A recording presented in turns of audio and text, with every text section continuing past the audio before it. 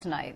So Rick Lazio's decision to bow out of the race for governor puts added pressure on my next guest. Mike Long is the chairman of the state Conservative Party, and he now must find a candidate to put on the ballot, a candidate who will get 50,000 votes to secure his permanent ballot status. Mike Long is joining us from New York City. Chairman, thanks for being here. Good to be with you. It's good to see you. So, a difficult day for you guys. What happens next? Who will you run, and how will that work?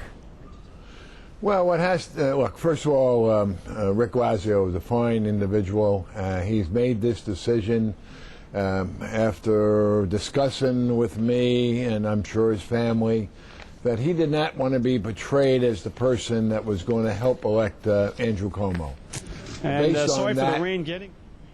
Oh, excuse me, go ahead. Based on that decision, he decided to forego the rest of the campaign. And he spoke to my leaders today on conference call. It was accepted with mixed feelings. Some people very disappointed that he's leaving the campaign. And look, he's a quality person and a very decent individual. So now the next move is there'll be a vacancy created. We have an organizing meeting Wednesday up in Albany. We have to re-elect new officers and a new state executive committee. And because of a vacancy that will be created by Rick leaving and being nominated for Supreme Court judge, what will happen is we will have to, like we did, we will have another convention, and the state committeemen will get to vote for a candidate for governor.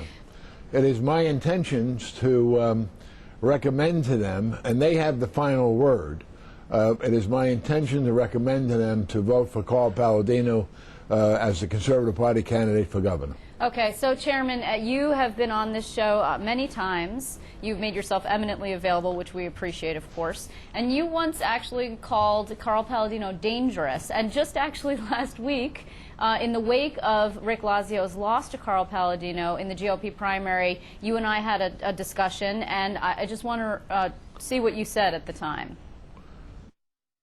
But I don't want to see, you know, I don't want to see the house ripped down. I want to see the house reconstructed.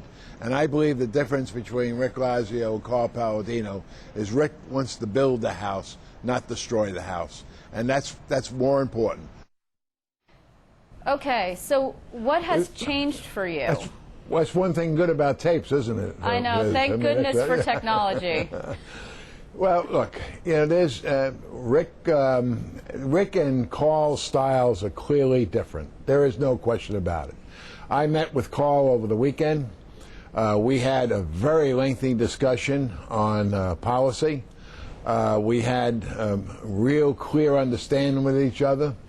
We decided to, both of us, that is, decided to close the book on what has happened and what was said in the past and to move forward.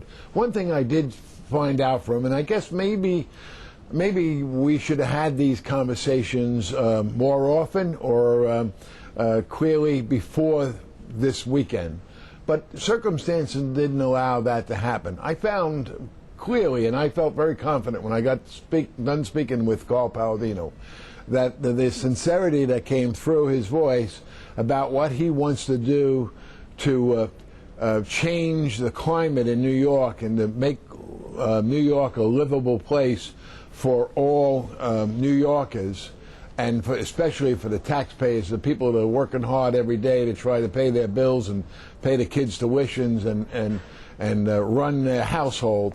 It became very clear to me, and I wish I had some more lengthy conversations with before I did this weekend, but I was satisfied with what he had to say.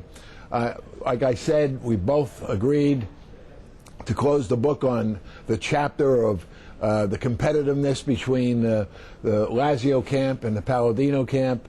I regret no regrets for standing with Rick. He's a fine individual.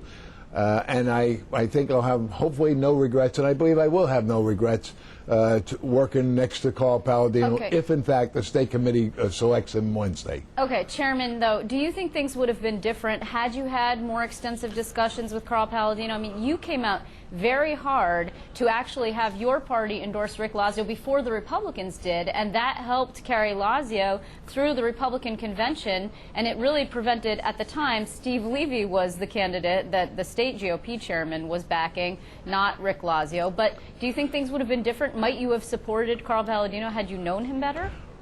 Well, you know what? Things weren't different. And I might remind everybody, all your listeners, that Carl Palladino really wasn't considered a heavy candidate at that time. At my convention, his name was never even placed in nomination. And at the Republican convention, he only, as I understand, only got 7% of the vote. So therefore, who knew if Carl Palladino was going to be a candidate at that point? It's no doubt that this year it's been a different year than I've ever seen before. We've hit more roadblocks, walked into more walls than you can shake a stick at. And so Carl was not, while there were some people talking to me about Carl, he really wasn't. I mean, he had enough time. If he had started earlier, the whole thing may have been different. He didn't start early. He got into the game late.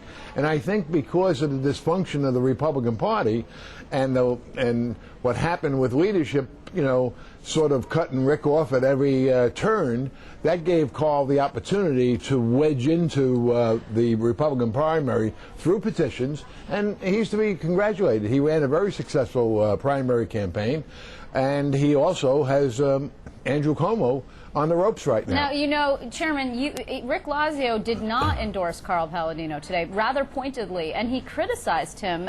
He didn't call him out specifically by name. He did call Andrew Cuomo out by name, but he said he considers both of these guys flawed individuals, flawed in terms of public character, flawed in terms of ideas and principles that restore growth and pride to our great state. I mean, he basically said that Carl Palladino has, for lack of a better word, an attitude problem. I mean, we have seen a lot of people be concerned that he could implode, and then where would you be, and then where would the Republicans be? Well, look, there's no question that Rick has differences with Carl. Carl has differences with Rick. I don't think we're going to settle those differences immediately. But I can tell you this, and you can believe this, that the reason Rick got out of the race was he did not want to be saddled with the reputation that he helped elect Andrew Cuomo. He even said on our conference call he had some severe differences with Carl. He said to my leaders that he felt Carl had some flaws, but the last thing he wanted to do is elect Andrew Cuomo, and that's why he's stepping aside. So taking that, coming off a tough race, coming off an intense primary, which he had to deal with, I understand him saying that, and I can't speak for him, but there are differences between the both of them, both in nature and in style. Now, in terms of Andrew Cuomo, you know, you say you have him on the ropes, or that Palladino does. He's meeting today with black leaders. He's trying to shore up the base. I mean, do you really believe that it's possible that Carl Palladino will be able to win, given some of the statements that he's made in the past, and also the Democrat-dominated nature of the electorate in New York? I certainly do, and I'll tell you why. And I think, you know, even some of the political reporters, and maybe one I'm even speaking to now, and I'm not saying you're favoring anybody, but I think you, even yourself, Liz, has to admit that this is a very unorthodox year. I will give you that, Chairman. I will give you that. And no one expected what happened to take place. And Carl Palladino has proved that he has certainly opened up Andrew's eyes and got his attention, and they don't know how to deal with it at this stage of the game. Now, they have time to play catch up, but right now I'd say they're behind the 8 ball. Well, let me ask you this also. You're coming to Albany for a reorganizational meeting. You had some people within your own party who weren't thrilled with your support of Rick Lazio. They didn't think that they thought he was too moderate, really.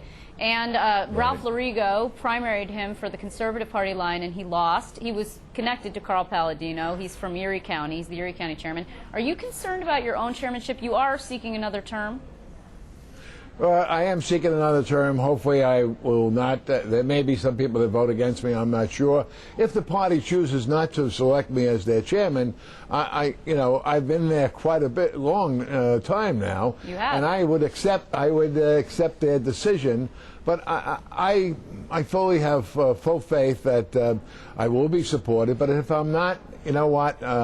I love the Conservative Party. It's been, in all honesty, the biggest part of my life, and I intend to continue to serve. And I have the same energy and excitement about serving the party. The Conservative Party has served a great deal for and good deeds for the state of New York. We've accomplished a lot. And I want to continue those accomplishments. And maybe this year, with the ticket we have up, the statewide ticket we have, whether it's Harry Wilson or Dan Donovan or the two United States Senate candidates, Joe Diaguardi and Jay Townsend, and now, if in fact the state committee says yes, Carl Palladino. Let me just ask you in parting, do you think, Mayor Bloomberg has said, and he obviously endorsed Andrew Cuomo, he's an independent now, but so he's sort of crossed party lines, I suppose, to support a Democrat. He said anger is not a governing strategy. We have seen in the past angry candidates. The steamroller approach by Eliot Spitzer didn't work so well when it came to actually governing. Do you really believe that Carl Palladino could bring a strategy and then build coalitions to govern if, in fact, he was elected? Well, I think when you talk about anger, yeah, you're right. Eliot Spitzer was the guy who was claiming to be the angry candidate. But when you think about it, what's happening with the anger now, it's not necessarily the candidate, it's the citizens of the state of New York that are angry about their neighbors and relatives and friends that have lost their jobs. They're angry about the manufacturers that have left New York. They're angry about their kids not coming home from the military and college because there's no jobs for them here. So I think the anger is coming from the grassroots, and I think those people have used the Palladino campaign as their vehicle to express their displeasure with what Shelley Silver has done to the state of New York, what the liberal Democrats have done to the state of New York, and I think they're also angry about the fact that Andrew Cuomo surrendered reform and surrendered change when he accepted the Working Family Party endorsement. So that means business as usual. Well, I can hear the line of attack that is going to be coming out, continued from your side and also from Palladino's side against Andrew Cuomo and the Democrats. We'll be hearing more of it, I'm sure. In the meantime, I want to thank you very much, Chairman. It's always good to talk to you. Thank you. Thanks for being with you. Nice to be with you.